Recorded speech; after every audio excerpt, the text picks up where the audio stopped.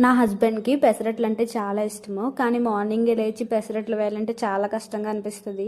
కష్టమని చెప్పి చేయడం మానలేం కదా. అలాంటప్పుడు నేనేం చేస్తానంటే ముందు రోజు ఈవినింగే పప్పు నానబెట్టేసుకుని నైట్ పడుకునే ముందు మిక్సీ పట్టేసుకుని ఫ్రిడ్జ్లో పెట్టేసుకుంటాను. మార్నింగే పెసరట్లు వేసే ఒక అరగంట ముందు అయితే పిండి తీసి బయట పెట్టుకుని సాల్ట్ కలుపుకుని అప్పుడు పెసరట్లు వేసుకుంటాను. ఇది వరకు ఏం చేసేదానంటే పెసరపప్పు రుబ్బుకునేటప్పుడే అల్లం పచ్చిమిర్చి వేసి మిక్సీ పట్టేసుకునేదాన్ని. ఇప్పుడైతే అలా చేయట్లేదు. అన్ని వేసి మిక్సీ పడుతుంటే అప్పటికప్పుడు బాగానే ఉంటుంది, కానీ మిగిలిన పిండి తర్వాత రోజుకే స్మెల్ వస్తుంది. ఇలా అయితే 2-3 రోజులైనా ఫ్రెష్ గా ఉంటుంది, పాడవట్లేదు.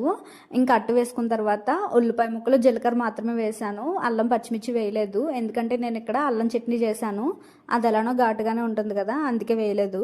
పెసరట్లు వేసేటప్పుడు నాకు ఒక ఐడియా వచ్చింది. ఎప్పుడు పెసరట్లు పచ్చిమిర్చి అల్లం ఇవి వేసుకుని చేసుకుంటాం కదా, బెల్లం వేసుకుని ఎందుకు చేసుకోమా అనే ఐడియా వచ్చింది.